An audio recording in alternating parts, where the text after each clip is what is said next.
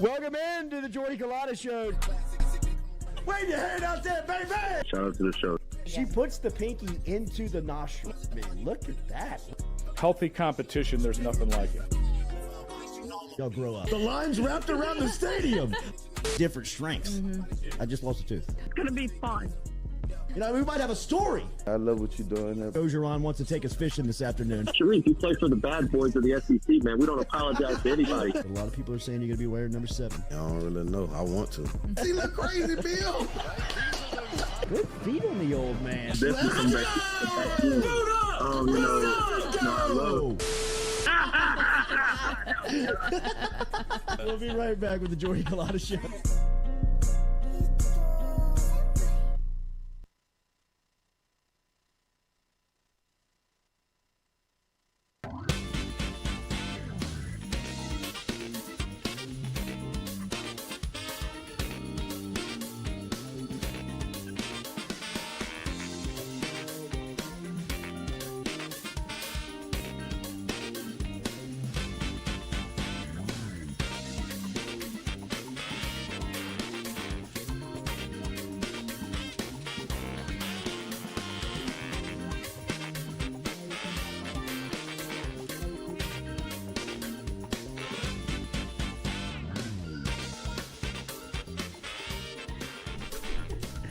Welcome into a Wednesday edition of the Jordy Culotta Show. As always, built by our friends over at RMB Builders. Get in touch with Rhett over at rmb-builders.com. You can also check him out on Instagram at RMB Builders.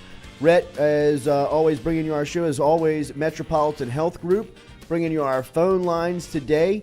Kaleb Jackson, 2023 star running back, going to be inside of the studio here in about 30 minutes. He'll be here at 7:30 this morning.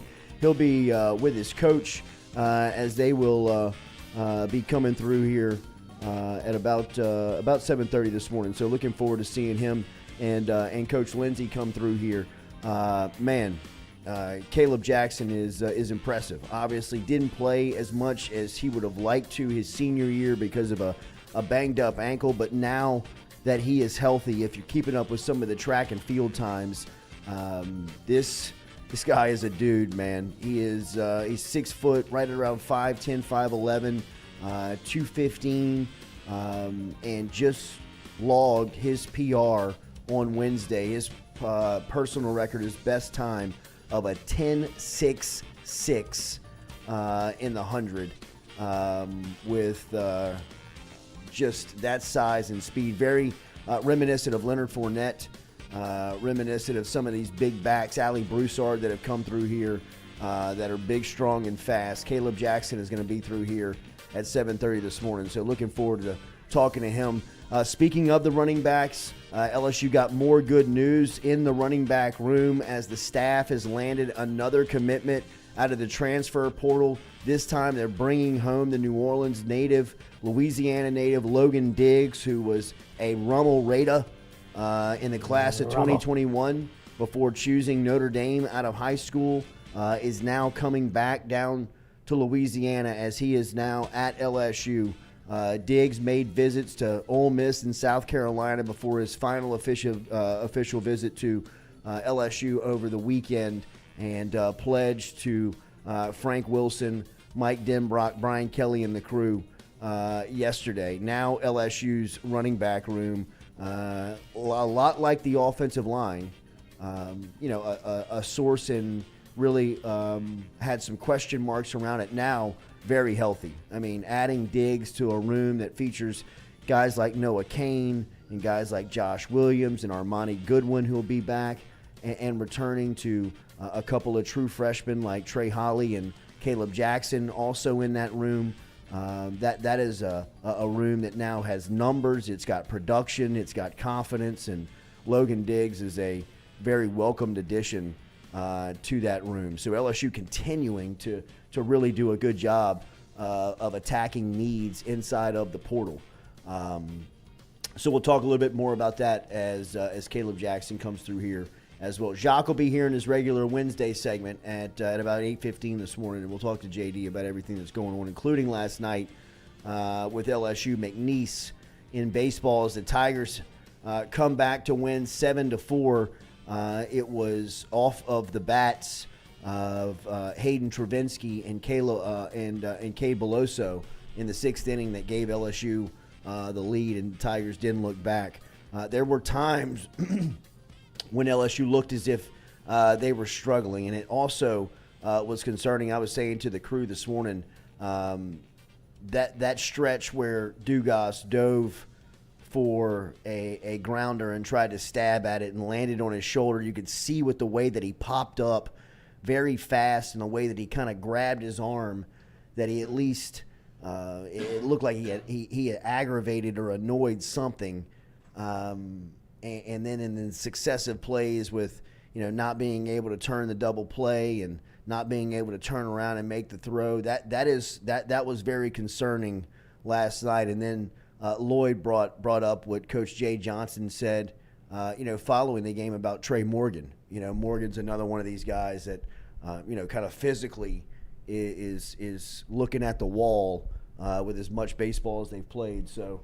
Oh, and I think it's just Trey Morgan being in a new position when you have to do. I mean, you saw what he did over the weekend and left wherever he was in Game 3, where he's diving. I think he made 3 diving catches, like running out there. It's just a whole different physically taxing form of baseball instead of playing first base, wherever even the way that he played first, he was probably is the most athletic first baseman in college baseball. Whenever he decides to play it, and he was making plays that other first basemen don't make. But it seems like a lot of that I don't want to say catching up to him, but I found that interesting that Jay mentioned it because Trey's been playing awesome. So we don't know what's going on, within the doors. But this is when teams tend to, hit the wall, and they need to find a way to kind of bounce back a little bit, because you don't want to be able to take McNeese where you have to play all 9, or not even play all 9, but be in a fight to win. Yeah. And that's what was a little concerning. The offense wasn't very good last night. Thank God you get Travinsky in the lineup, get Beloso in the lineup. And then he also mentioned that Travinsky came out of the game against Georgia because he had a heat thing. I don't know, he passed out in the dugout. Oh my gosh. And so he put in that's why they put in Milazzo. A lot of people were worried, wondering why he made that coaching decision. He's like, I didn't have a choice. Yeah. So that's why Milazzo was in the third game against Georgia. So, LSU baseball continues. It's a roller coaster ride at this point, just because there's so many eyeballs on it. Don't they play Georgia this weekend? Did they just play Mississippi State? Yes, they played. Oh, it's Mississippi State. Yeah, I'm already looking ahead. I bet we talked about Georgia on Monday for Okay. Mic'd Up, so that's where my head was. But yeah, it was Mississippi State. Excuse me. They're both kind of in the bottom tier of the league. The league, so that's kind of where my head was at. But Mississippi State was all of the things I was saying, referring to last weekend. 40th win for LSU, second straight year they've done that. So both seasons under Jay Johnson, Tigers get to 40 wins as last night. They do it versus McNeese. Blake Money last night threw the ball pretty well as he went 2 2/3. As Jay Johnson said, that's as good as he's thrown the ball all year long. Griffin Herring was credited with the win last night after the Tigers take care of business 7-4, but still some signs or some things that LSU needs to clean up, and you got to watch from a physical standpoint just where things are. LSU will hit the road.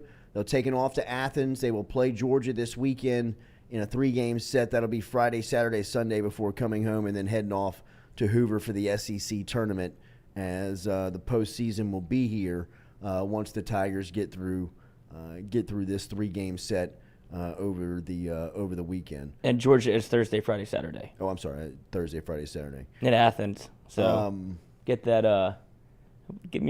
Take 2 or 3 sweep on Saturday and have yourself a night in old Athens, GA. Griffin Herring last night. You saw Sam Dutton. Gavin Guidry was in there. Thatcher Hurd came in. All of those combined to allow 1 unearned run on 6 hits while striking out 5 as McNeese, who was in some sweet unis. A little throwback to the Milwaukee Brewers. That's what it looked like. And you let them hang around a little bit, you start feeling yourself. I mean, 16 stranded runners last night for McNeese. They had our opportunities. Absolutely, but what you saw from Thatcher Hurd at the end of the game and then Gavin Guidry, those were the two. They came in with the bases loaded, and you're up. I think LSU was up 4-3, but 3 come in and slam the door, and that's kind of the things that you want to see from LSU. If you put stock in when they play poorly, you have to put stock in these pressure moments. It doesn't matter who you're playing, but that's a mentality thing. Whenever you're on the bump, bases loaded, you're up 3. It could be Babe Ruth in the box. It could be me in the box. Yeah. You still have to be able to go in, and you still feel that pressure. So for Gavin Guidry to come in, slam the door, and then Thatcher Hurd to come in and just look, 1, 2, 3, see you later, which was kind of the thing that you would rather see as opposed to the opposite. You can't take a lot from McNeese, but they're competing to win the Southland, and you've seen the Southland come in and compete every time they've played. Like at least LSU, they've had 2 straight teams that they've competed with that were good games. Well, McNeese, look, that's a very... They take their baseball for real. Absolutely. That's a very tradition-rich baseball part of the state alone, right? I mean, you've got one of the top high schools when you're talking about baseball, maybe in the Southeast when you're talking about Barb. That may be a little dramatic, but, you've seen Barb's facilities. I would say that, they're up there with all of the colleges in our state, outside of LSU. But, it is it's a baseball machine down there at Lake Charles and Barb High School. But that floats into McNeese. That carries over into McNeese. So LSU takes care of business last night. Like we said, they get to 40 wins again on the year. They're now 40-12 as they'll travel over to Athens to take on Georgia this weekend. And we'll talk a little bit more about that. But LSU now entering postseason play with a national seed on the line. Obviously, they will be an automatic cinch for a top 8 seed. They'll host a regional. Obviously, if they win through that and get through that, they'll host a super, and then hopefully stamp their ticket to Omaha. So LSU last night wins 7-4 over McNeese. As the starting pitcher last night was Blake Money. As I thought he threw the ball pretty good. We've been kind of pounding the drum a little bit for Blake Money just because, and it wasn't. What you get. Yeah, you do exactly, and he did exactly what you thought he would do. He goes in and 2 1/3, 2 2/3, and I think Jay's been tinkering with that starting spot on Tuesdays or midweek games to see what do they look like either as a starter or can I use this in any way out of the bullpen. And Blake Money proved to be. This is what you're going to get. He's consistent in what he does. He doesn't mind testing the strike zone and just hit me. I'm going to give you, this is what I'm throwing you. And that's what LSU is needed in terms of inning eaters. And you just don't put people on base to where it's, not only put people on base, but the bigger problem was getting behind in counts with people on base. So now you have first and second, nobody out, and you're down in a 2-0 count what do you think the hitter's thinking? Like, all right, I'm sitting fastball every time, and that's how you give up crooked numbers. Like, that's how you get big innings at LSU. Now we have to put up 12 runs. Now we have to put up 15 runs. And if you're playing like that, you're not going to win very many baseball games. So if you could take anything away from last night, you saw that Blake Money is consistently going to be Blake Money. And so we asked Cade Beloso about him specifically, and he was like, look, Blake is that, like, he thinks he's that dude. So he's not scared of any moment. He wants the ball in that situation. So, and he's been here a long time. So that could be a possible answer. There's a lot more positives to take away from last night than I think people realize, just because of who they played and the way it looked. But that was still a win. And Jay said it was their worst offensive performance of the year, and they scored 7 runs, and you win. So it's kind of just pump the brakes on everything bad about LSU baseball. Let's keep it positive. Remember, Daily, we're brought to you by Premier South Roofing and Sheet Metal, which is Louisiana's premier roofing experts in both quality and service. They can help you out today in residential roofing, commercial roofing, and metal roofing. Get in touch with them online at premierSouthLA.com. PremierSouthLA.com. Baton Rouge, Lafayette, North Shore, New Orleans. Get in touch. Premier South LA. PremierSouthLA.com is where you can find them online. If your roof is 8 years or older, odds are you qualify for a brand new roof. You can get a free inspection for sure today from a professional over at Premier South Roofing. Get in touch with them. Easy to do it. Like we said, just log online, PremierSouthLA.com. Once you get there, you can leave a Google review for your experience and learn about all of their services that include, like we said, commercial roofing repair, commercial roofing, metal roofing, residential roofing services. If you need roof repair in Louisiana, roof replacement, gutters, awnings, all of it. Louisiana's premier roofing experts in quality and in services is Premier South Roofing and Sheet Metal. Find out for yourself online this morning at PremierSouthLA.com. PremierSouthLA.com. All right, as we said, Kaleb Jackson's going to be here in a couple of minutes. Looking forward to spending some time here with the Blue Chipper as he is coming out of Liberty High School. And as we said, didn't have the senior season that he would have liked because he was banged up, but now fully healthy. You see the athleticism, the size, the speed on display throughout his track and field events that he's been going through over the last couple of weeks. And as we told you on Wednesday, he logged his personal best time of a 10.6. That was, look, that's a big old dude, man. That's a big dude to be running 10.68 in the 100. That kind of brings up, kind of shades of Leonard Fournette when you talk about size, speed, and the combination that's all packaged into one player. Then you learn yesterday in that running back room that Frank Wilson has now added another Louisiana player, and that's Logan Diggs. Diggs is coming off of the last 2 seasons up at Notre Dame, where he had a pretty strong year in 2022. He was the team high. He had the team high in carries at 165. He was just under 1,000 yards and rushing for 820 on the year. He had 4 touchdowns. They also used him out of the backfield, where he had 2 more touchdowns, including a 75-yard pass and catch that he turned into a score. He caught 10 passes in his sophomore season. He had his bowl performance was incredible versus South Carolina, as he had 13 carries, 90 yards. He caught 2 passes for 81. That's where he had that 75-yard touchdown in that bowl game. He'll have 2 years remaining of eligibility here at LSU. So we will see how he fits into that room. And as we said, this is another body that can step in and be a specialty skilled type performer. When you heard Brian Kelly speak about the running backs after spring, when you look at the collection of talent, and really all he had during spring practice was Trey Holly for the majority of the time. Noah Cain was out there a little bit, and Cain looks like he's going to be more of a difference maker here in his second season with the Tigers as well. But you talk about a room now that features Noah Cain, who was kind of your your short yardage, your more brute type, get the tough yards last year. I think that, that kind of annoyed him. That kind of turned him off a little bit, and he wants to be a big-time playmaker. He wants to be a guy that can, break off some long ones and hit some home runs for LSU as far as a big playmaker goes. So let's see how Noah Cain's offseason kind of serves him coming back for another year and what he can add to the game.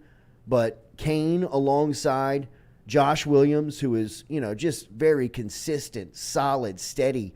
There were majority of the time last year when you talk about the running backs, Josh Williams' name would always come up first because he did the majority of the things the best, right? He didn't do one thing great. He just did he did the majority of what the assignment called for, at a very consistent level, blocking, running the ball hard, vision, being able to find the hole and get there, pass catching out of the backfield, obviously pass protection. It was just a really solid season for Josh Williams. So with him coming back, you have that player built in with another year of experience. Armani Goodwin, is the guy that, they're kind of waiting on. They want him to pop. They want him to get going. He's got to shake this injury that kept him out of spring and kept him out of the majority of last season with the hamstring. But Goodwin added to this room is, he's another player that can be a big-time playmaker for you. At times last year when he was healthy, it looked like they wanted to make him the feature back. It looked like they really wanted to kind of, put the chips behind him and try and, make him the centerpiece of the backfield. But it just didn't work out from an injury standpoint. And then obviously you got to see what happens with John Emery, but I don't think anybody up there is counting on Emery. I don't think anybody's planning to have Emery. At this point, Emery would almost be just lanyap. And now you add, what is going to be two very high-quality freshmen in Trey Holly and who we'll just talk to here in a couple of minutes, in Kaleb Jackson. Obviously, Holly's got a huge advantage by being there in spring, and not only being there in spring, a lot of the guys ahead of him not taking part in spring because of injury and issues that they were dealing with off the field, and guys like Emery. And in Kaleb Jackson's standpoint, he's just not an early enrollee, he's still in high school. That's a huge advantage for Holly to be able to go through that. Not only knowing how it works, how the whole wheel turns, where your classes are, what goes into weightlifting and stretching, just the nutrition, all of the things it takes to kind of get acclimated to being a college football player. Holly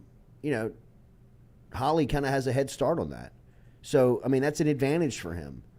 And as we said, then you put Kaleb Jackson in where, you give Jackson an opportunity to, no pressure to come in and play, but, put him into the weight room, put him into the training system and, allow his frame to mature. And, you're going to blink your eyes and this guy's going to be, running downhill 60, 65-yard type style touchdown runs. I didn't know he could go like that. Oh, he rolls, Coach. Because I think we pulled up some of the highlight after he committed. We pulled up some of his highlight films from his first game his senior year. That's when he got hurt, but he had some crazy stat number. But he was the way he physically ran the ball, he didn't really get to pick him up and put him down. But that was the only time I've ever get to see him play. I think Carl Dunn was there actually, the cat. But the way he was just physically dominating people, I didn't think that he would have that extra gear. But if he's running 10.6, that's the proof is in the pudding. And it's coming off 6 months after an ankle injury. Yeah. When does track end? That was the state meet. Yeah, that was it? It was last weekend. So when does he get to enroll at LSU? They usually enroll June 1st. They're just a couple of weeks away. Yeah. This is about to happen. But it's just, I still don't. I guess he probably loves track and wants to run it. You don't want to give up on your team or what have you. But when you see the difference between what Trey Holly got to experience and now Kaleb Jackson, like, kind of has to wait around. Trey Holly got so much run in the spring game. Like, that makes such a difference, and you don't feel like you're walking into a strange scenario the first time you go back to practice. Yeah, not only that, I mean, Trey Holly, the majority of the practices, not just the spring game where he got, a lot of run, but, I mean, the majority of the practices, he was the only running back out there. So, I mean, they had to bring him along and kind of hold his hand. Got starter reps. I mean, that was a huge opportunity for him. I will say this, look, recruiters, coaches, they know that, it's difficult for everybody to early enroll. Sure, they would love. You see these numbers kind of start to spike as the years go on, how many guys that they get early. But running back, and this is no disrespect, it doesn't. You can catch up. Pretty quick. Yeah. I mean, you can get in there and catch up, especially for a guy like Logan Diggs who's got experience. There's no pressure on Kaleb Jackson. There's no looking at him and saying, hey, save the offense or come in and be a starter. He's got the opportunity. I don't know whether or not he's, we'll ask him, what he feels about redshirting. But, with as many guys that are in that room and, for what he may get out of his freshman season, is it worth, not wearing the red shirt? Who knows? We'll talk about all of that stuff with him. But the point of the conversation is that the running back room at LSU has gotten so significantly talented in such a short amount of time that it is another very encouraging part of the program, right? I mean, of just seeing how fast and really just how quick they've been able to establish this position as now a strength of the team. A lot like offensive line, at this time last year where you were wondering, like, who's going to play? I mean, now it's one of the strongest units on the team. Is it, though? I mean, I know the names are there, but you haven't seen Armani Goodwin play healthy. You haven't seen, obviously, the curious case of John Emery continues. I don't think I wouldn't even bring up Emery's name. Yeah, I mean, obviously, if you're bringing people in from the portal, I would imagine that the writing might be on the wall there for Emery. And then you have Josh Williams, who's coming back from injury. Like, you have talent in the room, don't get me wrong, but there's a reason they're bringing Diggs in. They're trying to, kind of solidify the spot, and maybe you get another Josh Williams-esque guy to where it's like, look, all right, we can hold it down. You want at least 3 backs, and Absolutely. Now you have 3. Oh, with Logan Diggs, Noah Cain, and Josh Williams, you've got 3 guys that you now trust that you can put out there and, get whatever you're looking to get done. And with 2 elite freshmen in, the state, you've got the 2 best running backs in the state of Louisiana coming in. Like we said, I mean, if I'm looking at positions that, have expectation to play early, running back would be very high on that list. Just because, the transition's not as tough as it is for some positions. I mean, this thing that Will Campbell and Emory Jones just did is nearly impossible. Yeah, it's very much like that's almost like kind of a generational thing. I don't know when the next time you'll see 1, definitely 2 freshman offensive linemen, true freshman offensive linemen Tackles. step in there and play at that level, that position. But, how many times have we seen a running back come in here and play as a freshman? A ton. How many times have we seen a freshman come in and play at DB? A lot. Wide receiver, a lot. I mean, some positions are just easier to step onto the field and transition from high school to college. Some of those transitions are different. I mean, the defensive ends at Neville and Catholic High don't look like they do on Saturdays, right? I mean, it's just different. So, I think that the addition of Diggs is huge, though. Everything you said is why I would think they brought in somebody else that has experience, because the talent gap, I wouldn't say that's not the problem. It's the learning of assignments, like pass protection, all those things, especially in an offense that is pretty RPO heavy, it feels like, or at least you don't necessarily know when you're getting the ball because of mesh points and everything like that. Those are all reps. And so freshmen you don't want to really see inserted into the game in crucial moments. That's how Williams made a living last year. Just put him in because he knows what he's doing. So that's why I think they brought in Diggs. That's why I think that hopefully you can get Josh Williams healthy, and you don't have to rely on the freshman because even Leonard struggled his first. I remember seeing his first year or first game. Was it Wisconsin or TCU? Wisconsin. Wisconsin. The lights get bright. Yeah. But he was expected to be a featured back. But if you can kind of slink them in and you get just a little bit of run, that's when it becomes easier. All right, the boys are in the building. We'll talk to Coach Lindsey, and we will talk to Kaleb Jackson next here when we come back on the Jordy Culotta Show, which is always built by R&B Builders.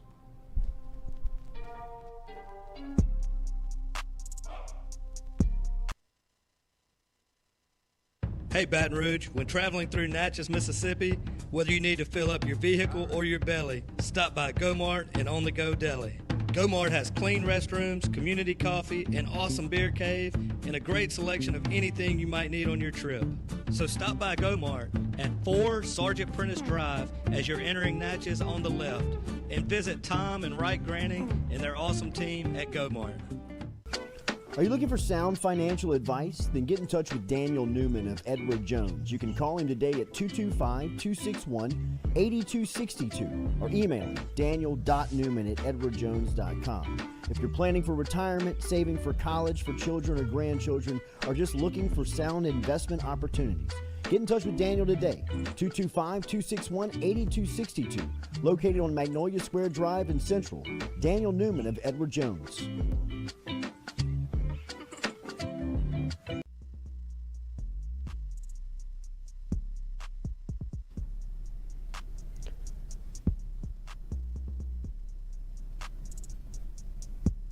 48 Insurance Agency, established in 1946, locally can help you with any of your home, auto, commercial, contractors, life and health insurance today. Give them a call, 225-383-0682, or log online to 48agency.com.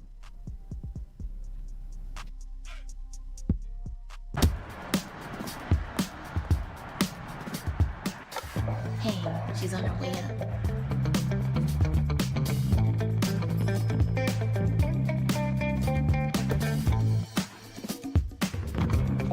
Hey, G, I got you something. Hey, Coach. What do you think? Is this too much? If you look good, you play good. All right, then. Let's get it done.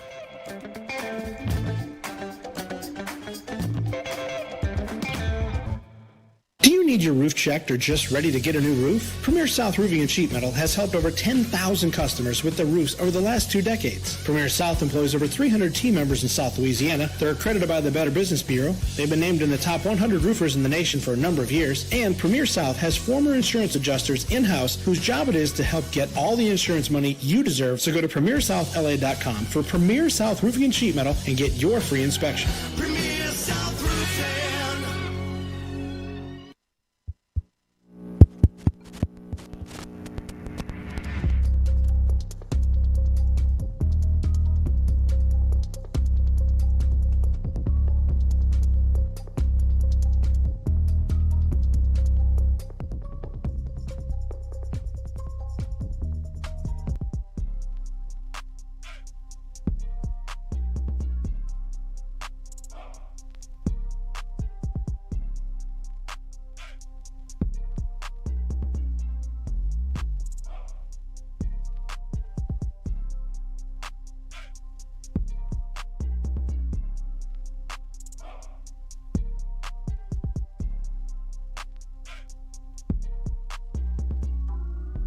All right, welcome back here. Jordy Culotta Show, as always, built by our friends over at RMB Builders. I was in the gym this weekend watching my son play and had a chance to run back into one of the great leaders in our community who's doing great work right now, and that is Coach Corey Lindsey, who is over at Liberty High School. And we talked about him coming on the show and getting his star, Kaleb Jackson, on the show, who I know we tried to during the season and around the time that he made his commitment, but he was dealing with some things with school, making sure he had all that stuff going on, and then of course the injury, man, in the senior season, which set him back, which was devastating because he was rolling right before he got hurt. Is now in studio with us off of his best time in track and field over the last couple of days. Kaleb, good to see you, man. Good morning. Good morning. Good to see you too. I know Coach Lindsey's here too. Coach, good to see you. Good to see you too. Good morning, Jordy. Thanks for coming out. All right, tell me about what this whole process. I think you move in to LSU on Friday, right? So it's about to happen real quick. What's the last year of your life been like? Honestly, it's been a movie, been a Tiger. I think when I committed, it was just amazing. The love I felt from LSU, the fans, the coaches. And when I made the commitment, I knew it was right. I get to stay home. My people get to watch me. My family still here. My friends here. And I just love being able to stay home and just be able to put on for my city. What was recruiting like for you? What was the whole process? When did it start to ratchet up? When was it really kind of moving for you? And then when did you know it was over? I'm ready to make my decision and I'm ready to shut this thing down. I think the summer of my sophomore year, I started running track, and that's when I ran my fastest time. It was a 10.6, I think, as I was a sophomore. And I think one coach had reached out to another coach at Florida State, and that's how I got my first offer. Because I was probably around 180, 190, 200 as a running back, running 10.6. And I was like, yeah, we got to offer this guy right now. And then after that, they just started rolling in. My first offer was a Power 5 offer. And, I still thank Florida State because without them, I probably wouldn't. Well, I'll probably still be right here, but it wouldn't be as fast as it was. But once I got that offer, it was just like a train. And they kept coming in. But really, what really made me pick LSU was the coaches, the relationship they gave, the love they gave, everything, and just hearing Coach Frank, man, that dude, he could talk. He can recruit. He's a recruiter. But once he started talking to me, man, I just fell in love with LSU, and that's why I picked that school. Coach. Yes, sir. Good to see you. Good morning. Good morning. Look, I know that going into the season, everybody wants their great players to be great, and your great player was great up until the point where he had an injury that kept him out of his senior season. Yes, sir. What was this process like for you? What was this ride like for you with him? It was a great process. Just being honest, just being a former player. Once he got injured, I knew where he was, and then I also knew it was bigger than me. Although we wanted to win urgently, we needed him. It wasn't any pressure for him to come back off the injury, just for the sake of, I guess, the community, the fan base. I wanted him to be healthy, despite our season challenges. Once we knew it was a stretch fracture, it wasn't any pressure to come back at any moment. I wanted him to get completely healthy. Just so happened it didn't happen until after the season. But it gags him and his family. I was fully supportive of him.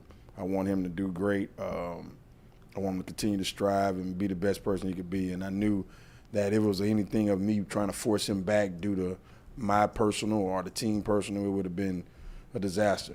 So I think us just being patient with him and him healing at his time frame was the best thing for Kaleb, and that's what it was about. It was about him.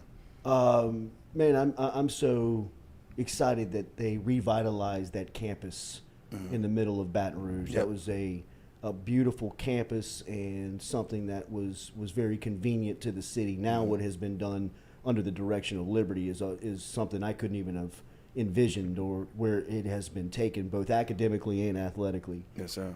This has to be a cool moment for you, the football coach, but even cooler for an administrator to graduate the first class that Kaleb's going to be a part of, I think on the 24th. Yes. Yep. That started or brought back the football program. Yes, sir.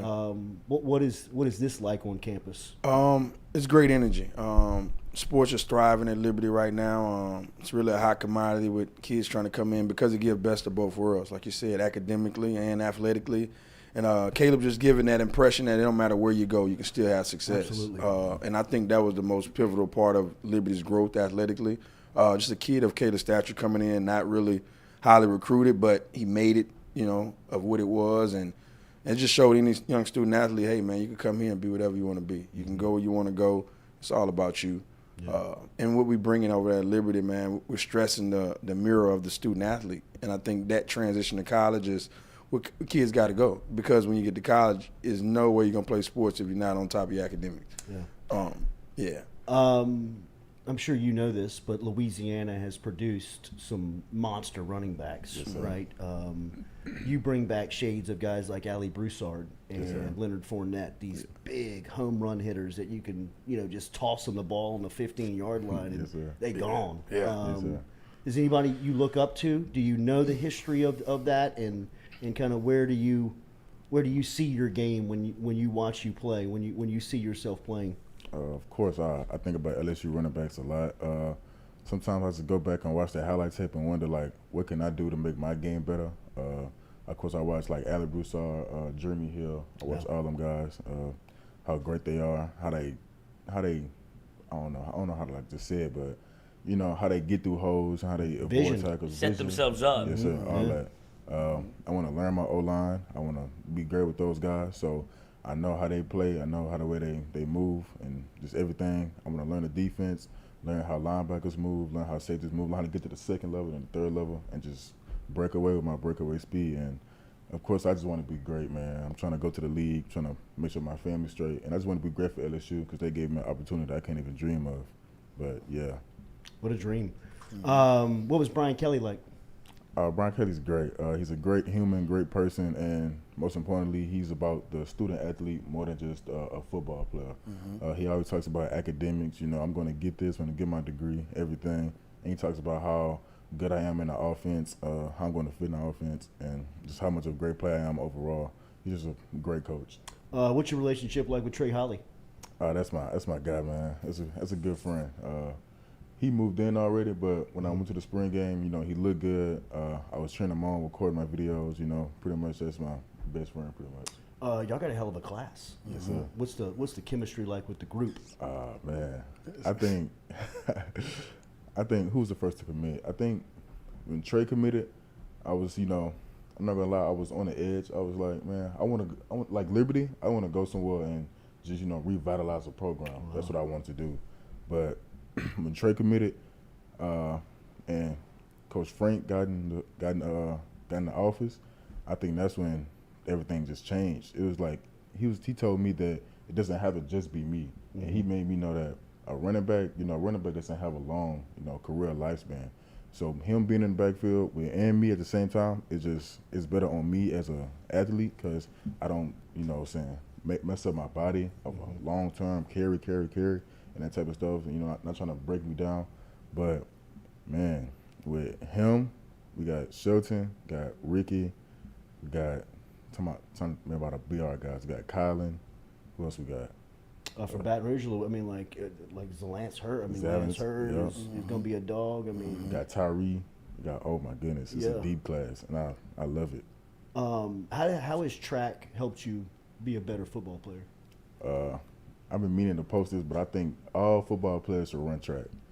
For me, it taught me how to run a lot better. Taught me how to get my knees up, put my feet down, and just be a better athlete overall.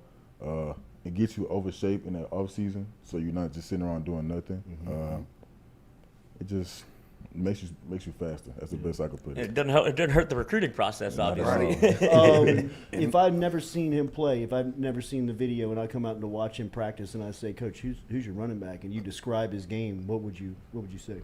I would say he's fast, elusive, but tough. He's physical, although, a lot of guys are speed guys. They kind of rely on their speed, but they lack the physical toughness. I think he brings a bit of both. And I think when Frank and other guys observed him and recruited him, they can see he had the home run, but he can also run you over. And that's a dynamic you need, and that's the SEC football dynamic. And with him gaining weight, he was like 208. Like you said, he was a sophomore now. He just ran the 10.6 at 218. That's a different body frame at a different speed. So that just kind of combo, man, just makes him elite. And I just try to always encourage him to be yourself. And I seen him since he was like 7, 8 years old. He always had that speed. Always had that home run speed. His little league coach was one of my former teammates, so I used to go support him. That was before I even spoke to him.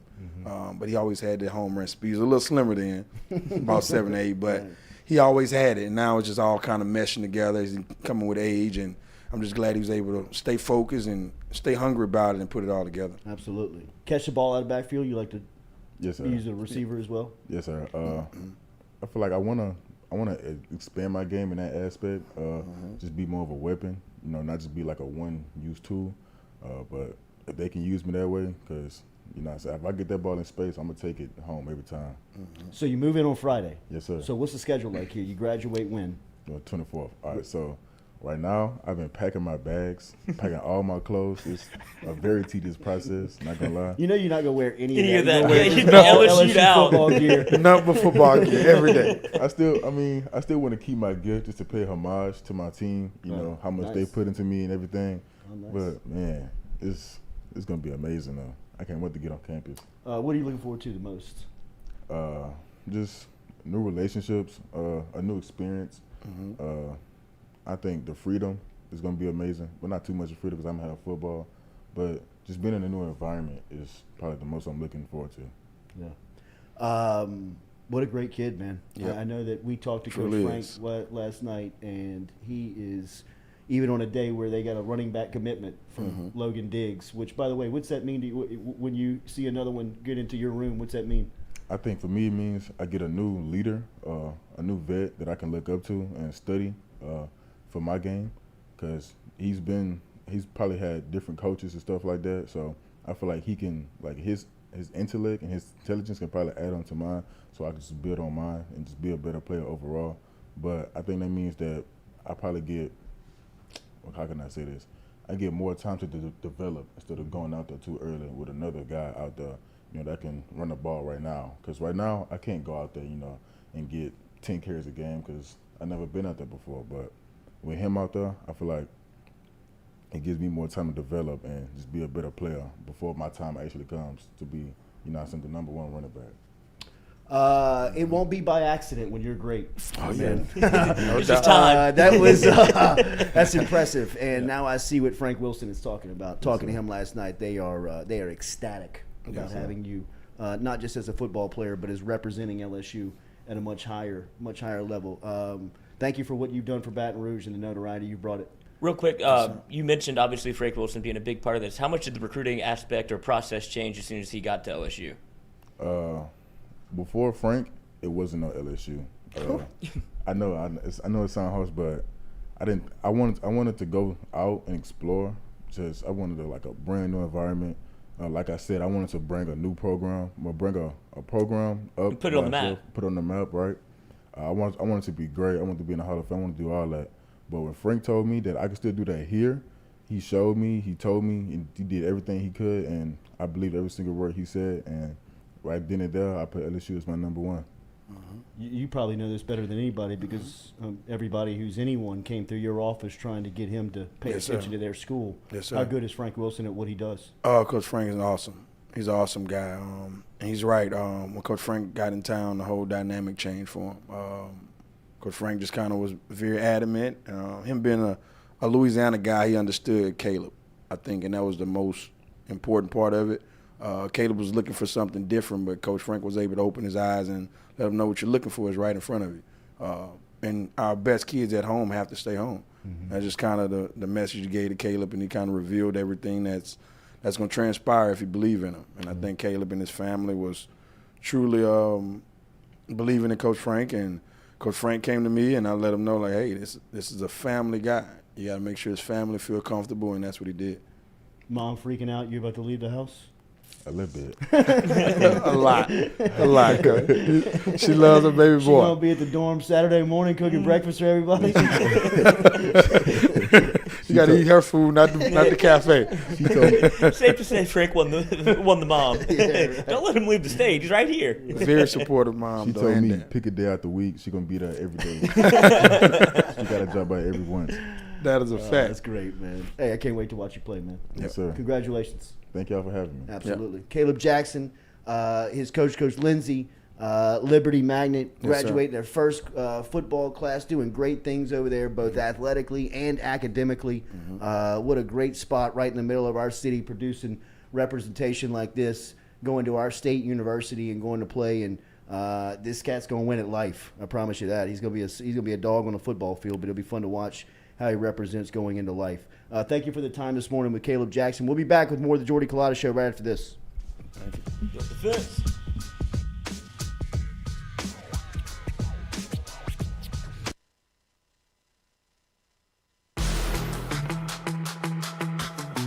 Donaldsonville Glass and Body, the trusted name in frame, body, and automotive paint repair since 1977. They have served their customers for over 45 years. You can find them online at dgbauto.com or stop in and see them Railroad Avenue and Division Street out in Donaldsonville, Louisiana. Look, they can help you with your insurance claims. They can make the repair process as stress-free as possible. I'm speaking from experience here. I've got numerous windshields, body repair, all done by Kenny and the crew over at Donaldsonville Glass and Body. They are, without question, the most well-equipped shop in the area. Stop in and see them today.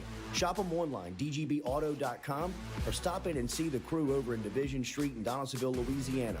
Donaldsonville Glass and Body.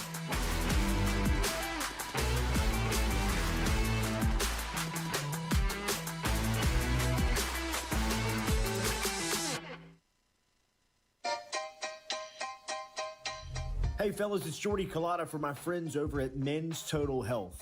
Guys, do you suffer from fatigue, decreased libido, erectile dysfunction, weight gain or loss of muscle mass, signs of depression, anxiety, hair loss, mental fog, general loss of interest? Then you might be suffering from low testosterone. Go see my friend Mike Roach and his great team over at Men's Total Health over in Metairie at menstotalhealth.net online. And stop in and see how they can change your life today. A simple shot and some knowledge from Mike Roach can get you back up, moving with your energy, get your sex drive back, build your muscle mass, make you feel young again. All online, menstotalhealth.net.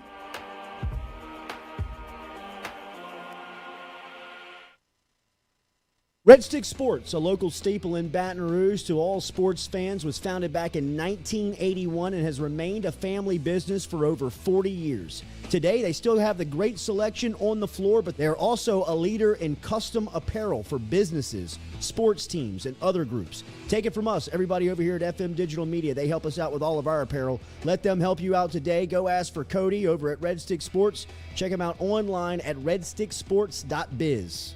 The Jordy Culotta Show is brought to you by A-Bears Lawn Maintenance. Commercial or residential, A-Bears Lawn Maintenance is ready to work.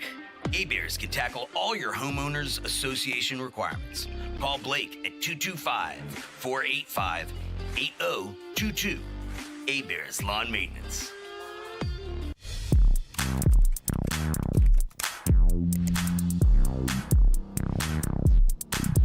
Get Gordon and get it done. Get Gordon and get it done.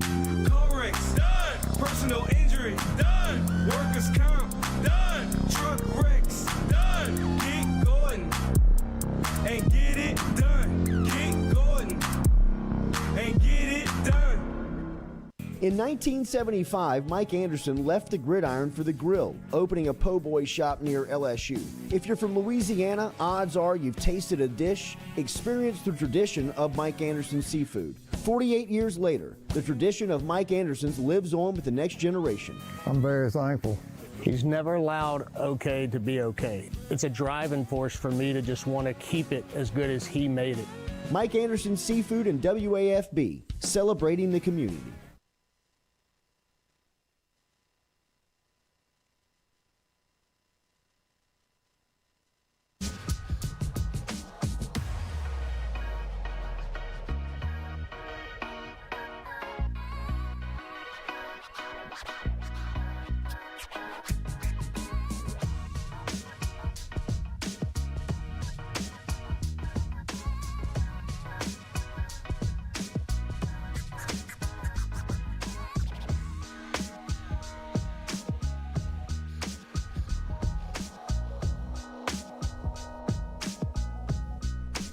All right, great stuff with Kaleb Jackson and his coach, Coach Lindsay, who came through here this morning. Liberty Magnet, how cool of an event coming up on their campus as they'll graduate their first football class. So Kaleb Jackson, the program started when he was a freshman.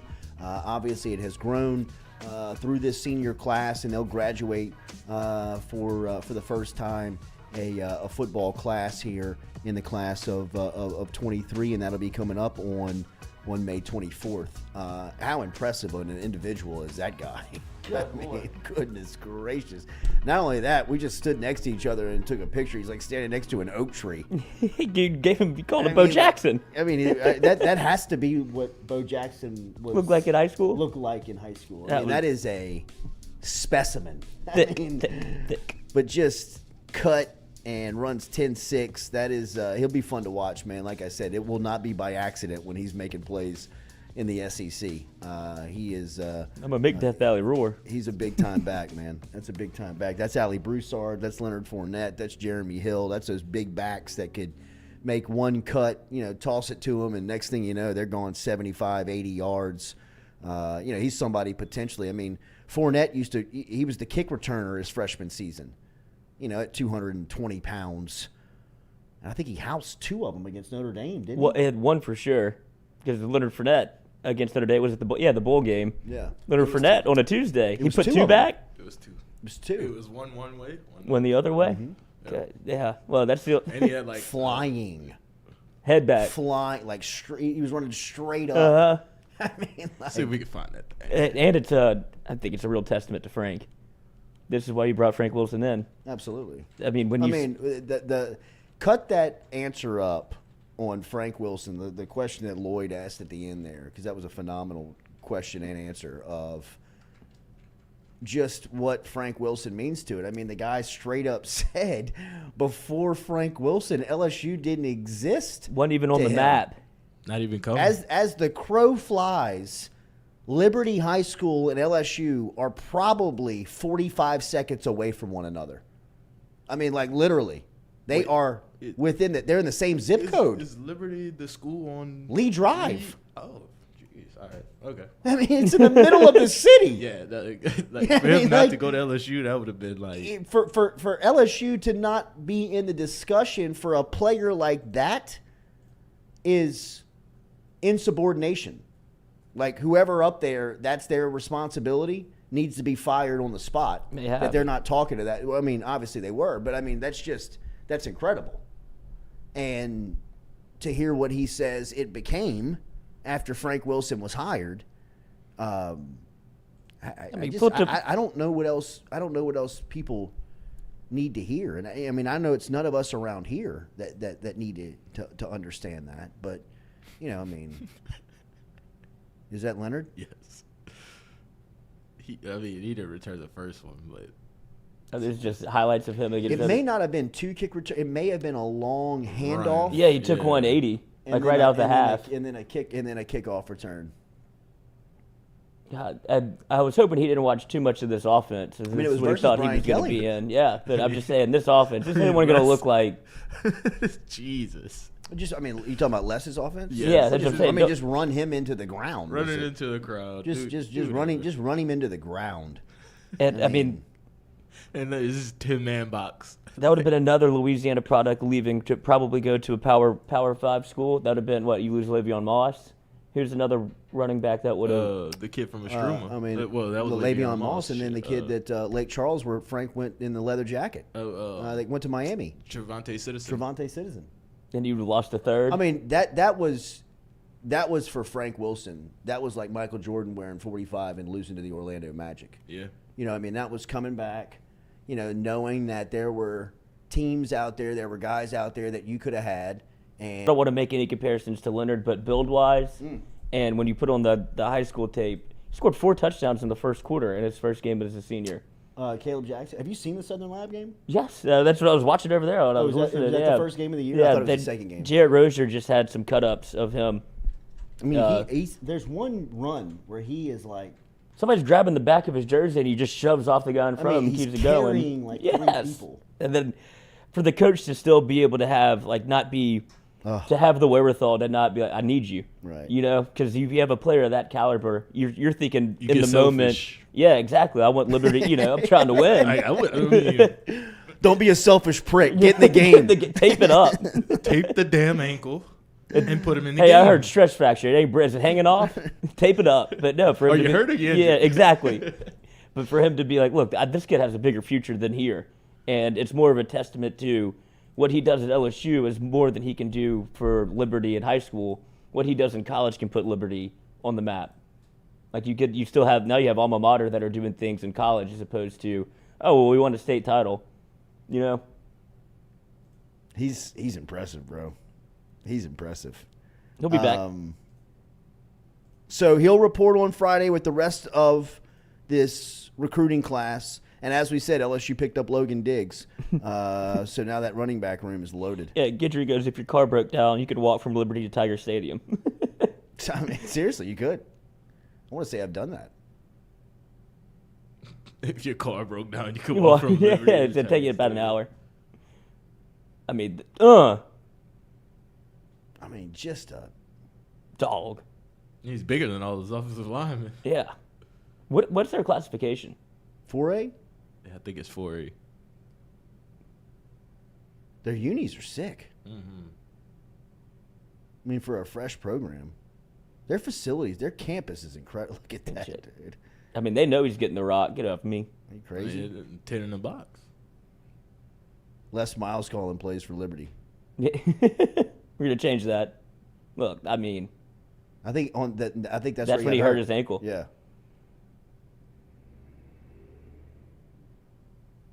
Yeah, LSU got another good one. He's a bull, man.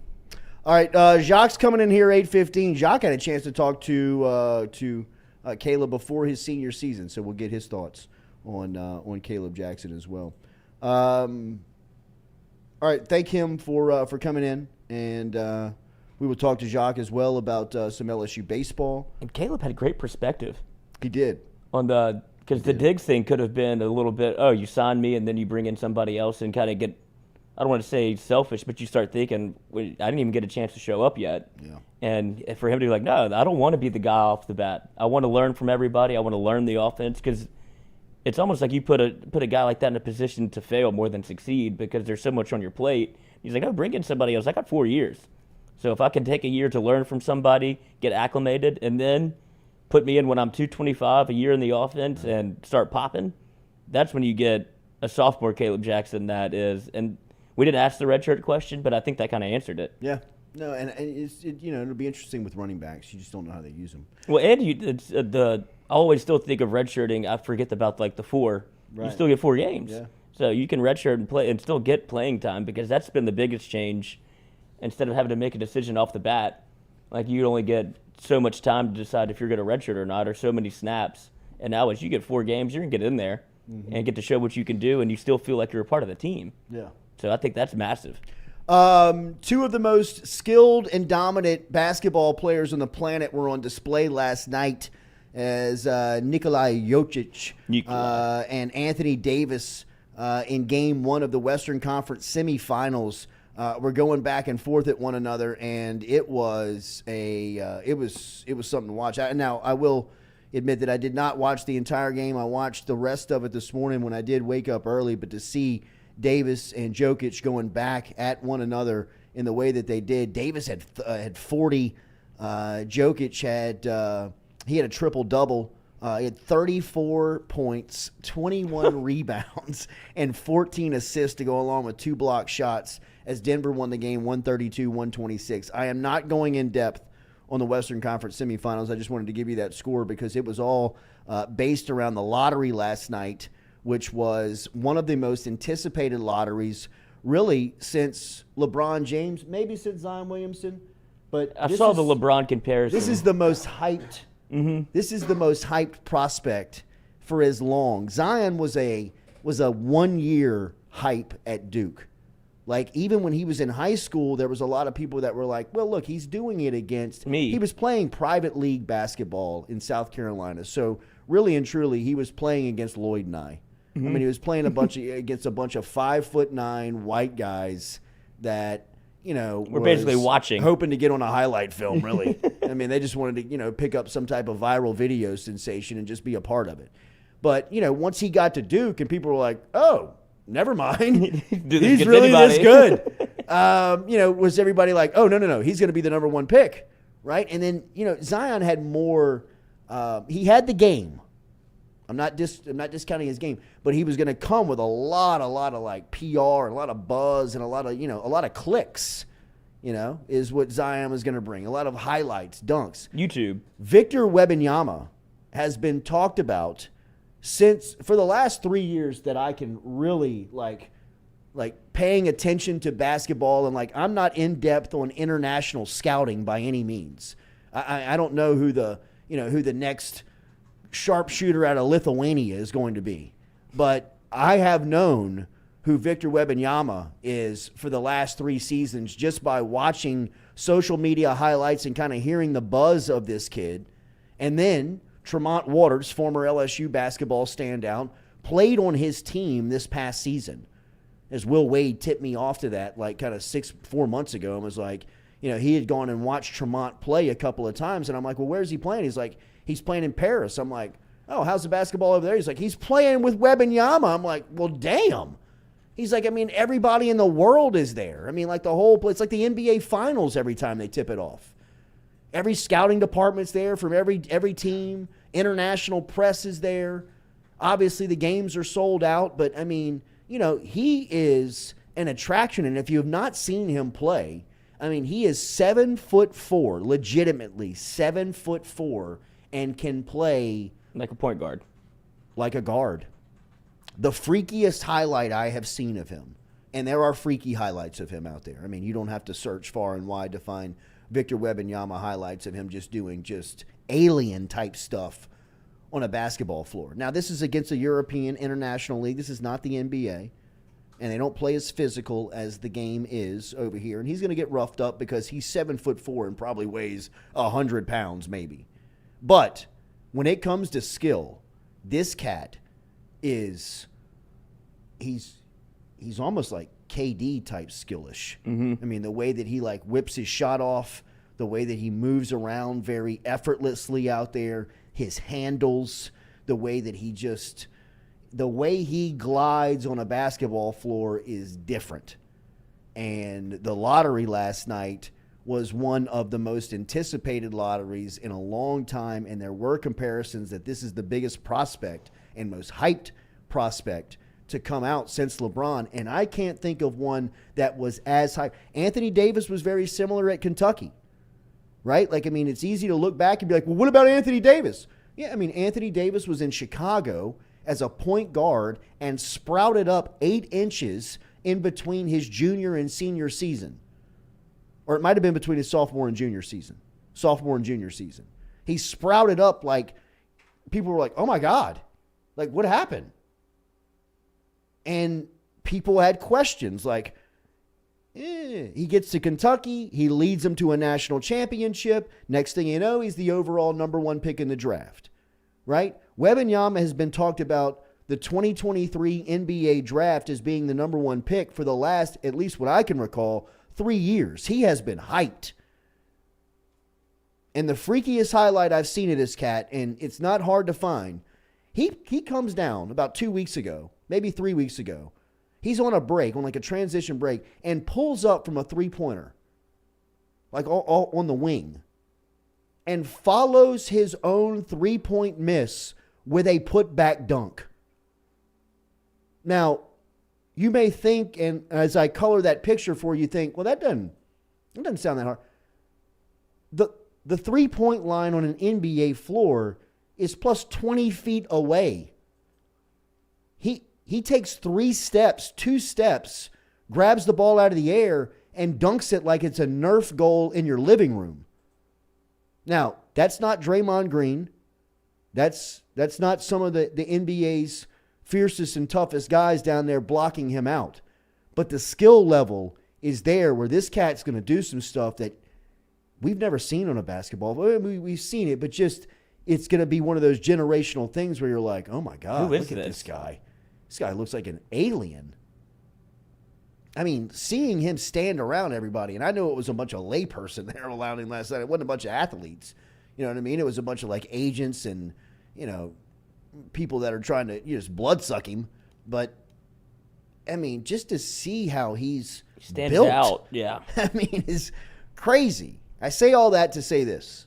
There were 3 teams that had an opportunity to win the lottery last night, or had the best chance to win the lottery. The Pistons, the Rockets, and the San Antonio Spurs. One of those teams And the Hornets got the number 1 pick. No. The Spurs, Rockets, and Pistons had the best chance at 14%. The Hornets had just under 12.5%. But the way it shook out was the Pelicans actually got a lottery pick, and no surprise, they're actually 14th. They're going to pick last in the lottery. So New Orleans back in the lottery. They had a 0.5% chance to get the number 1 pick. So, a very much of a long shot. They're 14th. Toronto's 13th. The Oklahoma City Thunder are 12th. The Chicago Bulls are 11th. Dallas Mavericks are 10th. The Utah Jazz are 9th. Wizards are the Wizards are 8th. The Pacers are 7th. The Orlando Magic 6th.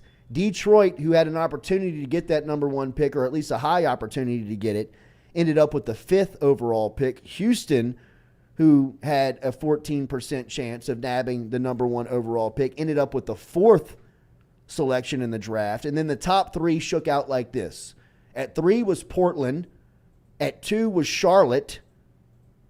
And at 1 was Greg Popovich and the San Antonio Spurs. So for another time in the NBA lottery, the San Antonio Spurs get a revolutionary center. Remember, they scooped up David Robinson in the lottery. They got Tim Duncan in the lottery. And now they get Victor Wembanyama in the lottery, who is a consensus number 1 overall pick.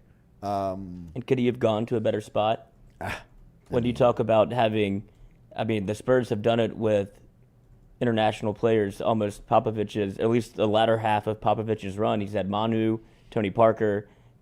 And you get to go to a spot where there's no shade of who the coach is going to be. As long as Greg Popovich wants that chair, it's his. And you get to learn from maybe the best basketball coach, I don't want to say ever, but definitely a top 5 basketball coach of all time, who's been able to put together international talent. And Greg Popovich is not one to tank. And he's been okay with this situation because he sees the talent of Wembanyama. So he's in a situation where he's going to go in, obviously he's going to play right away. But low testosterone. Go see my friend Mike Roach and his great team over at Men's Total Health, over in Metairie at menstotalhealth.net online. And stop in and see how they can change your life today. A simple shot and some knowledge from Mike Roach can get you back up, moving with your energy, get your sex drive back, build your muscle mass, make you feel young again. All online, menstotalhealth.net.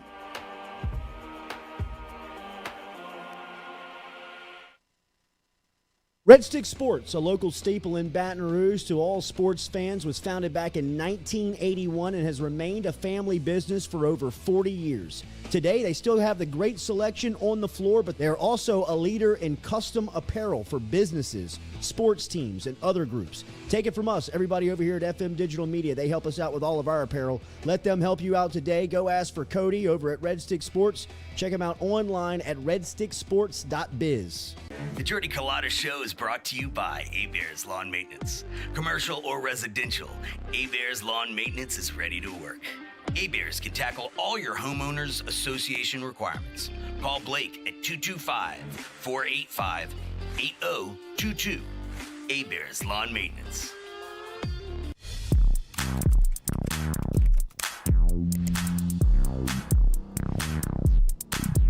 Get Gordon and get it done. Get Gordon and get it done. Corrects done. Personal injury done. Workers' comp done. Truck wrecks done. Get Gordon and get it done. Get Gordon and get it done. In 1975, Mike Anderson left the gridiron for the grill, opening a po' boy shop near LSU. If you're from Louisiana, odds are you've tasted a dish, experienced the tradition of Mike Anderson's seafood. 48 years later, the tradition of Mike Anderson's lives on with the next generation. I'm very thankful. He's never allowed okay to be okay. It's a driving force for me to just want to keep it as good as he made it. Mike Anderson Seafood and WAFB, celebrating the community.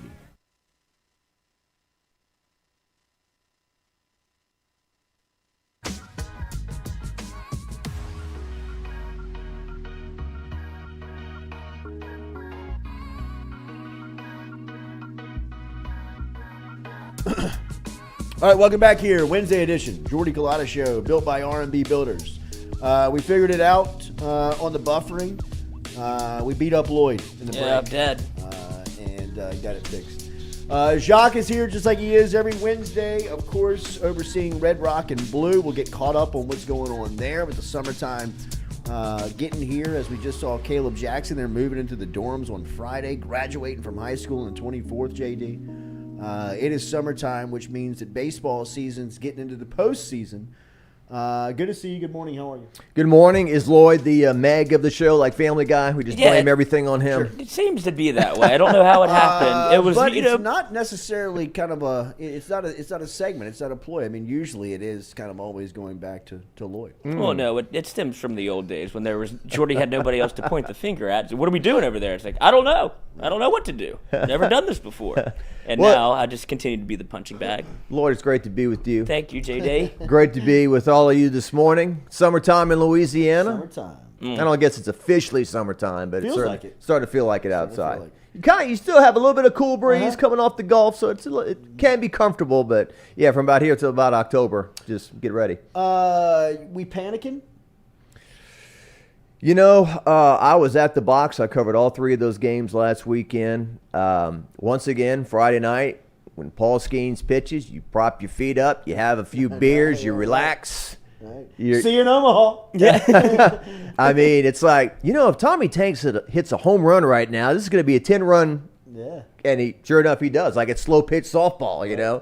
And it's like, wow, this team is amazing. And then on Saturday night, you got a 4-2 lead. What was it, 7th inning? Mm-hmm. And after a gem by Floyd. Floyd pitched very well, ate up the innings, right? After the Auburn thing the week before where he lost his concentration and the Auburn coach did the theatrics and threw him off track or whatever. And then Thatcher Hurd comes in. First guy hits a double. Second guy pumps it over the fence and you're tied. And then Riley Cooper gives up a 3-run shot into the diamond deck in right field, and you lose that one. That's kind of like a whiplash loss. But that was ordinary compared to then what happened on Sunday, in which kind of a Mother's Day, sleepy Sunday afternoon crowd is enjoying a 13-4 lead after 5 innings. Hey, we're going to run a rule again. No doubt. And we're going to be out of here early. Just need one, boys. Let's go. One run. This is a Jim Hawthorne special, you know. Doubt. Time of the game, a glorious 2 hours and 2 minutes, you know. Let's get home. But then it's like, uh-oh. Yeah, right. Oh, no. What if he was on that call? Oh, man. Yeah. Bill, it looked like we had this one wrapped up. Time of the game, 4 hours and 17 minutes. Let's play 2. It kind of took me back to last year, man, where it was like, we're changing pitchers every other batter. We're trying to almost luck our way into a few outs. We'll change the look. We'll slow it down. And at the end of the day, even Mississippi State, who came in 6-18 in the conference, they have hitters. And eventually, you can't run. You've got to put the ball over the plate and see what happens. And, they hit the mistakes on Sunday, and somehow you lose a 9-run lead after 5 innings. And, look, they're student athletes. They're doing their best. Sure. The older I get after losses, the less I want to talk to the student athletes, and it's more about the paid professionals, asking them questions. But LSU did not bring players to talk on Saturday and Sunday after the game. Wow. Just the coach. Now, on Friday, we talked to Skeens and Gavin Dugas, but the two. And I'm not, I'm not criticizing anyone. It doesn't really matter to me all that much, but I'm just saying they didn't bring any players to talk after the game. And, I understand that. I mean, what are they going to say? I don't want guys in a hypersensitive society where everyone's looking to say, hey, he threw this guy under the bus or whatever. So, and I think Jay does a really good job of handling that. I mean, I know that after a loss like that on Sunday, everybody wants their pound of flesh from the head coach. But at the end of the day, what good does that do? So I think he does a pretty good job of trying to explain what happened without roasting guys. Now, what is he saying behind closed doors? Sure. That's a much different story. I mean, this is LSU. This is not a 7 and 8 grade T-ball where everyone has a Coke and smiles and we go eat pizza after the game. I mean, it's accountability, and you know what you sign up for. So they give cupcakes after T-ball games. Cupcakes? My son plays T-ball, so I know. Oh, okay. They All right. give cupcakes. Win, lose, or draw? Win, lose, or draw. Coach. Keep score. Yeah. Do you? Yeah. No. That's serious. Look, I know it didn't say anything up there, but We were 2 for 3 today. We Yeah. 3 for 3. It's, yeah, go ahead. So you've lost 4 of your last 6 SEC games. You went into May having not lost back-to-back games all year to anybody, and you hadn't lost an SEC series going into May, and now it's happened back-to-back weekends. And so you're going to Georgia, who's not a good team, but you need to win 2 of 3, and then you're going straight from Athens to the SEC tournament. They're not coming home. And then you play in the SEC tournament, and a week from this Monday, you'll be sitting watching TV on Memorial Day and seeing who's coming to the box and if you've got a top 8 national seed or not. And here it is all out in front of you. I don't want to say the games that you play are meaningless because they're not, but we all know that your season is defined in June. Did you go to Omaha or not? So. Do you think that they have a top 8 seed wrapped up right now, or if they lose, I don't want to say swept, but if they lose 2 of 3 from Georgia, that they have to do something in the SEC tournament? I wouldn't feel great about it. What's the RPI right now? But I will say this. Their win last night against McNeese gets them 40 wins, and LSU had not won 40 wins in the regular season since 2015. That's the last time that happened. Even the 2017 team that made it all the way to the finals and lost to Florida, they were 39 wins going into the SEC tournament. They won 52 when it was all said and done. Wow. So it's still a very strong resume, but no, I would not like to. So if you lose 2 or 3 to Georgia, then that means you've lost 6 of your last 9 in conference, and then what happens in the SEC tournament? So they're not. You have to be a top 4 SEC seed to not play on Tuesday, right? In the SEC tournament. Is that the single elimination? Yeah. On Tuesday? Yeah. So, good. It's like the basketball tournament. Yeah. But then if you win that one, then you're into the double. So you really need to win on Tuesday, especially since I'm going to drive all the way over there. We can't lose one game in there.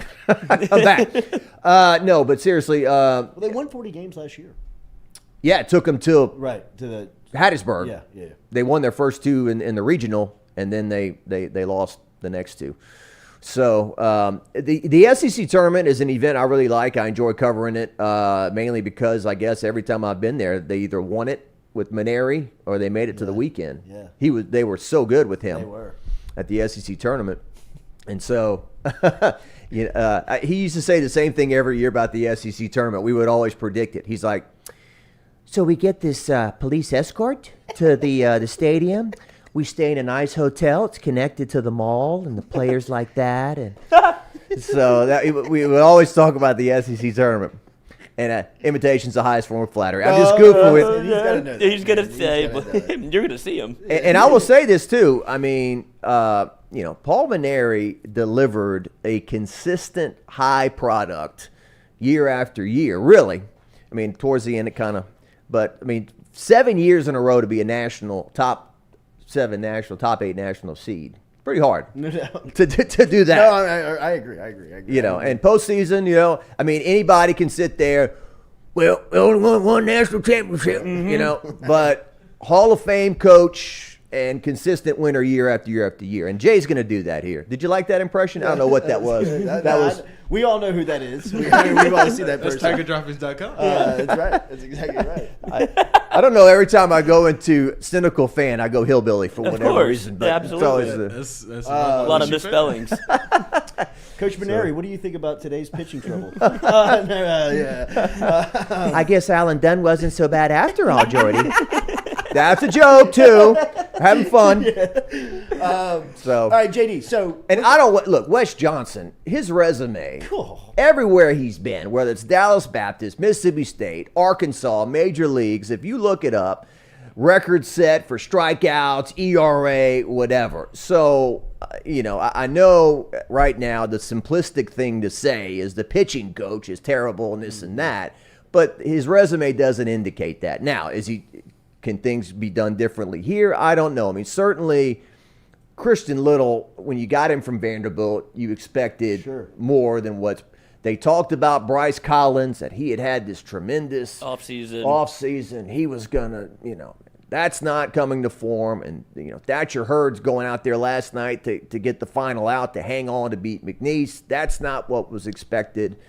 And you've had injuries. I mean, I came over here Monday to talk to Mikey Montuk. The Grant Taylor has been forgotten. Mm-hmm. I mean, that's so out of sight, out of mind because it happened so long ago. But, Mikey said he was going to be a top 30 or top 20 pick in Major League. That's what Mikey told me.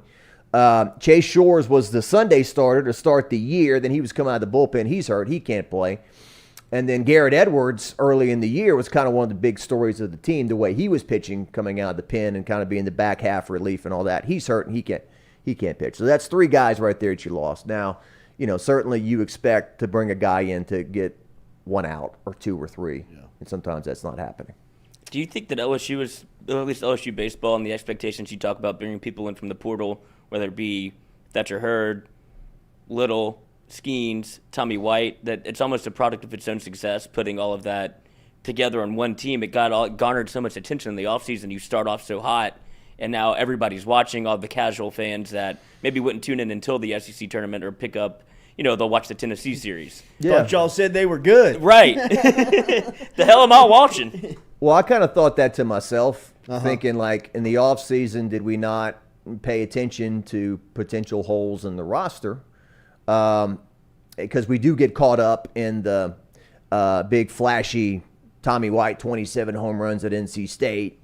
And then when you've got Dylan Cruz coming back and a Trey Morgan coming back, and real quick, Trey Morgan in left field. I mean, just amazing catches and plays. Making a lot of money. I mean, making a lot of money. Yeah, I mean, he did it at first base. Now he's in left field and He had 3 diving catches on Sunday. And you saw him, the way he played the outfield and he's yesterday. Such a smart player. Mm-hmm. Like, I mean, you can see his. I mean, they call it football IQ, baseball IQ. I mean, just by the way he moves out there, you can tell by the way which is not easy. The way he's been able to find angles in the outfield for the first time he's ever done it. The way he plays balls off the wall. The way he knows where to throw it. Exactly. Like his arm strength isn't the best, but the way he sets him up to whether it be hit the cutoff man or play it off the wall, he saves 90 feet essentially. So that's been the biggest story, I think, outside of all of the troubles or woes and transfer portal things and Skeens and all that. But to insert him into left and not really have it, not it be a story. It's just like, oh, look at Trey Morgan out there. On this team. Right. And it opens up for Cade Beloso to be able to play DH, and he leaves yesterday, which was great because he's been struggling a little bit, but he goes 2 for 4. So there's not a lot of holes on the roster, and they got to figure out something. I don't know what they're going to do with Travinsky because it seems like he hits a home run every time he goes up to bat. I think Doug said last night when I was listening to the broadcast that he's 1 out of every 8. 1 every 8. He's at 6 right now. Yeah. And Beloso's a great story. Like you said, he kind of dipped recently, but at the end of Benary's last year, that guy couldn't get a hit, man. I mean, and his batting average was 226 that year. And you think, oh, well, they brought in all this new talent. Cade Beloso is going to be just kind of a guy on the bench, maybe cheering him on. He plays here and there. Wave the flag. He's had a much bigger impact maybe than we expected. We had Cade on, and he talked about that. It was because the transition from where he said he was struggling. He's like, I was lost at the plate. I don't know what happened, where it went. But he said when Jay came in, he retooled everything. He changed the swing. And he's like, I could see from day one. And then even last year before he got injured, Jay Johnson mentioned him a ton and said, look, I know what y'all saw the last version of Cade. This is a whole new Cade Beloso. I think you've seen some of that this year. Yeah, and Milazzo too. I mean, Milazzo early in his career was known as a defensive guy that was batting ninth. Had a weak bat, and certainly I think they've maximized his abilities too. I mean, he's gotten a lot of big hits for LSU and got on base a lot this year. He saved a ton of runs last night behind the plate. He was awesome. From Zachary, Louisiana. That's right. Down the road there. We talked to Kaleb Jackson, came through here, and I know you talked to him before his senior season on one of your Jacques talks. Yeah. Bright kid. He is a great representative of Baton Rouge and Liberty High School, and looks like he's going to be more than just a football player when he gets to LSU.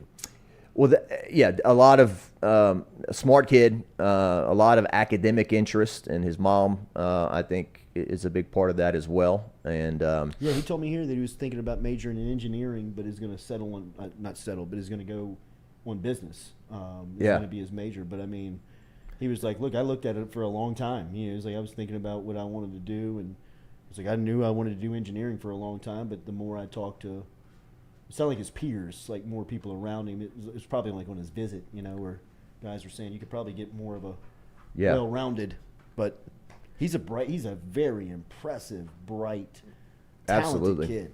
Absolutely, yeah. I've enjoyed visiting with him in the past, and certainly the LSU running back room is going to be interesting to watch. You've got a lot of guys in that room now, and how many can you really play? Can you play 3 or 4 backs in a game? I think that's about your limit, right? I mean, or maybe you can play more. I don't know, in terms of maybe guys going out for passes and whatnot, and then them adding Diggs from Notre Dame.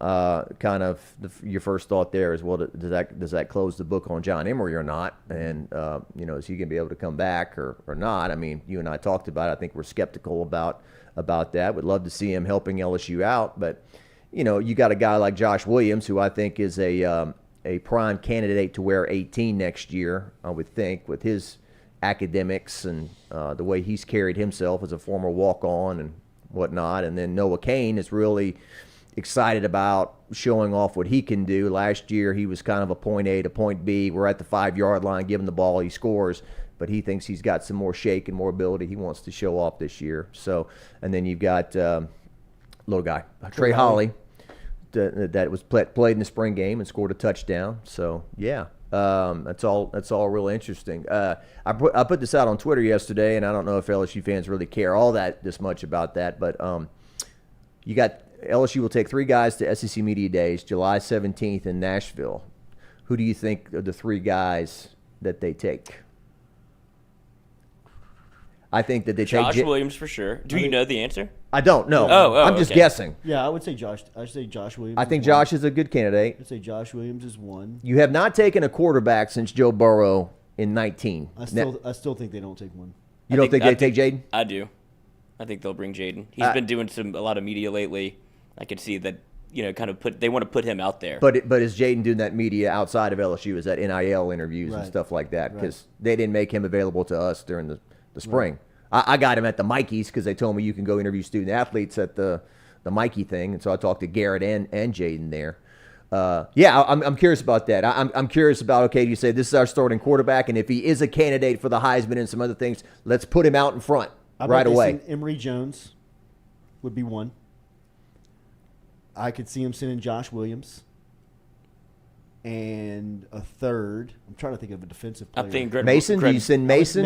I was thinking Mason Smith and Mekhi Wingo did a lot of stuff last year. Mekhi Wingo. I mean, Mekhi Wingo, Emory Jones, and Josh Williams. That's 3 great representatives. Okay. That's if I'm Bonnet, if I'm Kelly, I'm saying, boys, we're safe. Mm-hmm. With those guys, like the media training's not going to be that extensive. These guys are ready to go. Yeah. So do you think if they would send Jaden, there'd be too many Garrett Nussmeier questions? And I think that you can easily walk in. There's too much Florida State. There's too much Travis Rogers. There's too much Garrett Nussmeier. There's too much.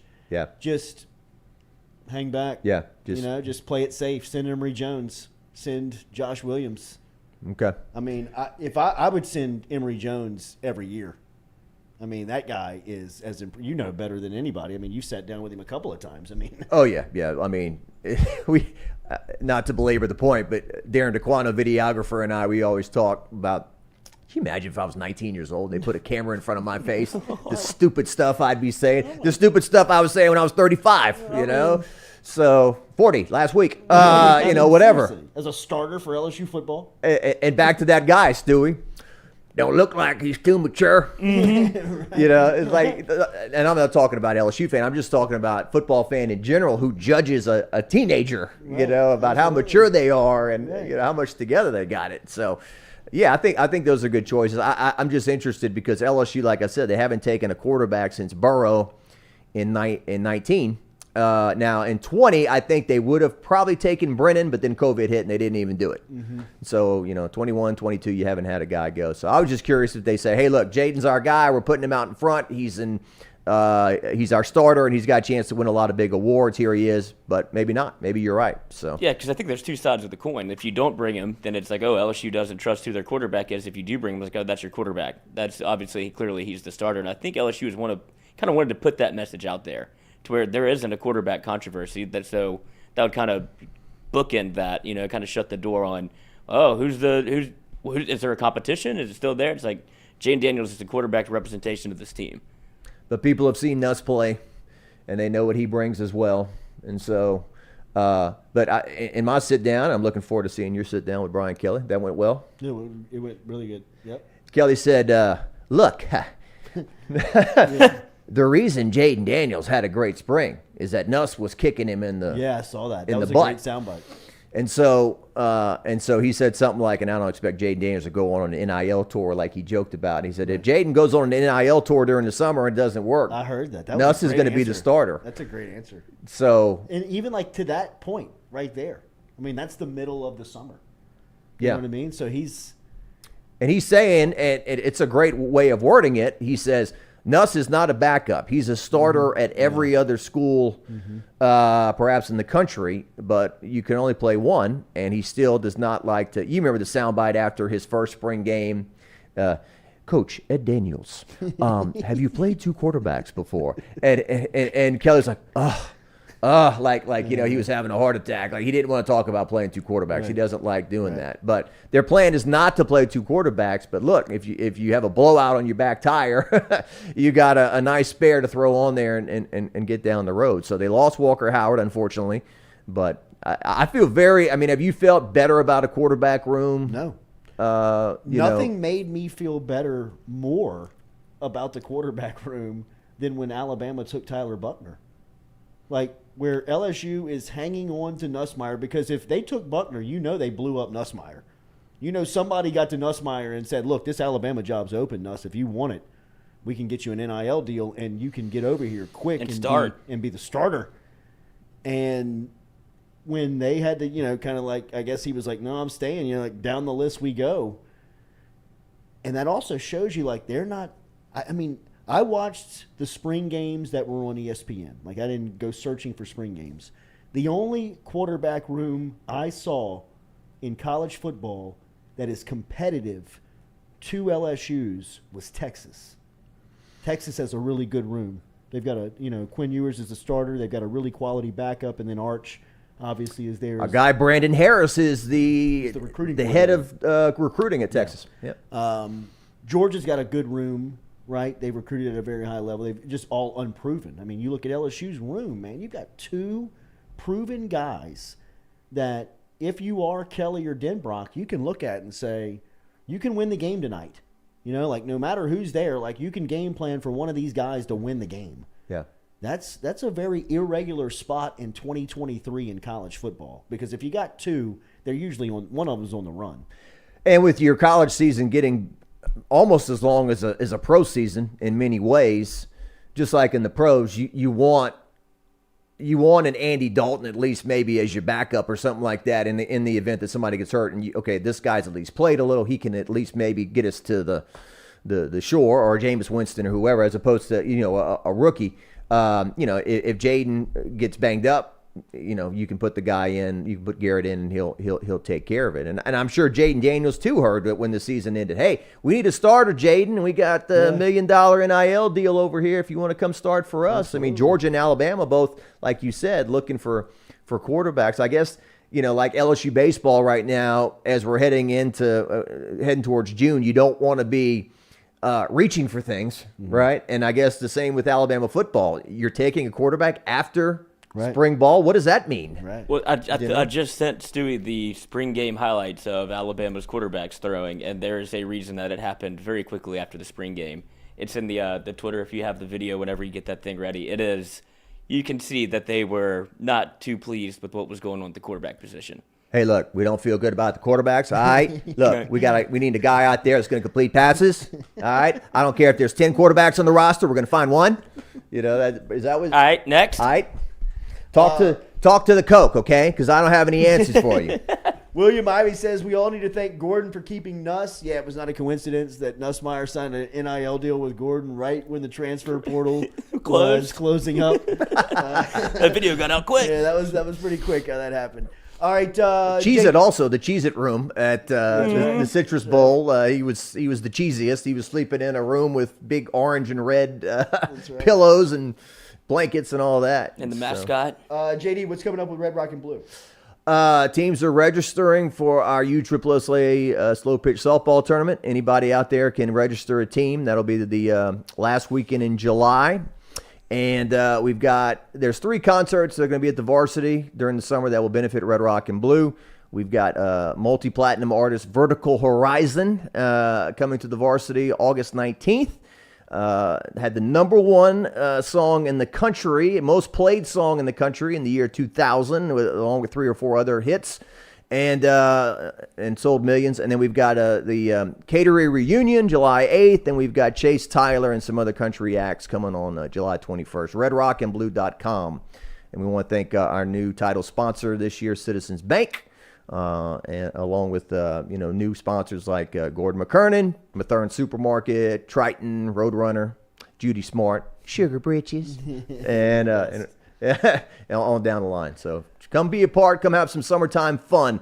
After LSU baseball makes it to Omaha, and after LSU softball makes it to Oklahoma City. I'm telling you, Coach, it's not pretty. Hit that like button, share button, comment button. You talking about Alabama's quarterback? Yeah, wait for him to flip it over. Before we get out of here, hit that like button, share button, comment button. If you've not subscribed, make sure and hit that subscription. We will be back with you tomorrow morning here on the Jordy Culotta Show, as always, built by RMB Builders. Have a good Wednesday. We'll be back with you tomorrow morning.